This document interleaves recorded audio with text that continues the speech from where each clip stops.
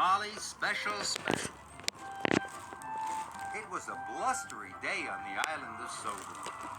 Thomas was excited. He was on his way to meet a new engine called Molly. She was waiting as he pulled into the yards.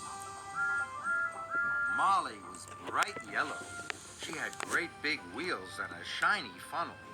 She looked very smart. "Hello," Thomas puffed cheerfully. "Hello," Molly chuffed back. Molly looked sad. "What's the matter?" asked Thomas. "Emily laughed at me because I have to take empty freight cars to the coaling plant," Molly puffed sadly. "I want to take full freight cars like a really useful engine." This made Thomas feel sad.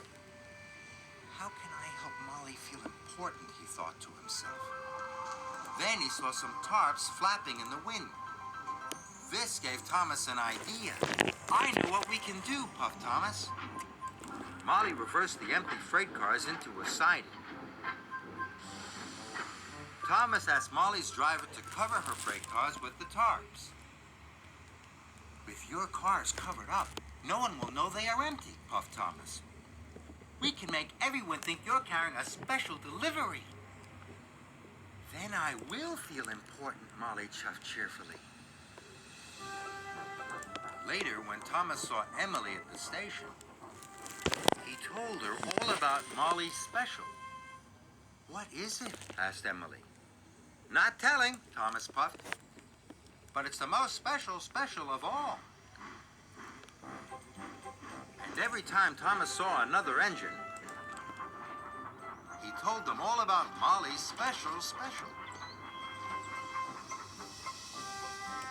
Soon all the engines were talking about Molly's special. They were excited, except Gordon. "It won't be as important as my Express," Gordon huffed. "Molly's special is much more important than the Express," puffed Thomas. "And you'll see it tonight at Abbey Station." But then Thomas was worried. How can I make Molly's freight cars look even more special than Gordon's Express, he wondered. Later that evening, Thomas saw a station master lighting lanterns. This gave him another idea. "Can I borrow your lanterns?" Thomas puffed to the station master. "Of course," the station master replied. Soon, Thomas's trucks were filled with the lanterns, and he puffed away to find Molly. Soon, Molly's freight cars were decorated with the beautiful lanterns. She was taking the cars to the coaling plant for a very important job. "Your freight cars look very special now," puffed Thomas. "You must go through Abbey Station. Lots of engines will be there to see you."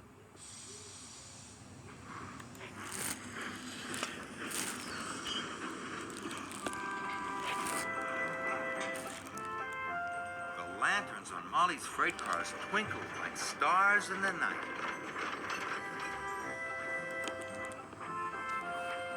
When Thomas and Molly arrived at Abbey Station, Emily, Percy, and Gordon were waiting. Percy gasped. "Ooh, she looks magnificent," exclaimed Emily. And for the first time since she'd been on Sodor, Molly felt special. But not for long. A strong gust of wind blew one of the tarps into the air. "Oh no!" gasped Thomas. Now everyone could see there was nothing inside. "Those freight cars are empty," Gordon huffed. "I knew it couldn't be as important as the Express." "So there isn't a special?" Percy puffed sadly. Molly felt silly and not very important at all. So she puffed away as fast as she could. Thomas felt very bad. Just then, Sir Topham Hatt called the station master. And the station master came to see Thomas. "There are lots of engines waiting at the coaling plant," the station master said. "They're waiting for Molly's freight cars." "Oh no," moaned Thomas. "I've got to find Molly quickly." Molly had stopped in a siding. She looked very sad. I'm sorry I made you look silly, Puff Thomas, but they are waiting for your empty freight cars at the coaling plant. But I've nearly run out of coal, moaned Molly. Don't worry, Puff Thomas. I can help you get there. So Thomas pushed and Molly pulled. Thomas and Molly worked together. And they arrived at the coaling plant in no time at all. There were lots of engines waiting for them. They all needed the empty freight cars to start their nighttime deliveries. Your empty freight cars were important after all, Puff Thomas. Molly felt so proud it made her axles tingle. We need even more freight cars, chuffed Henry. I'll get them, Molly chuffed cheerfully. And I'll help, puffed Thomas. Molly filled up with more coal, then Molly and Thomas raced back to the yard. They collected some more empty freight cars, and they puffed quickly away.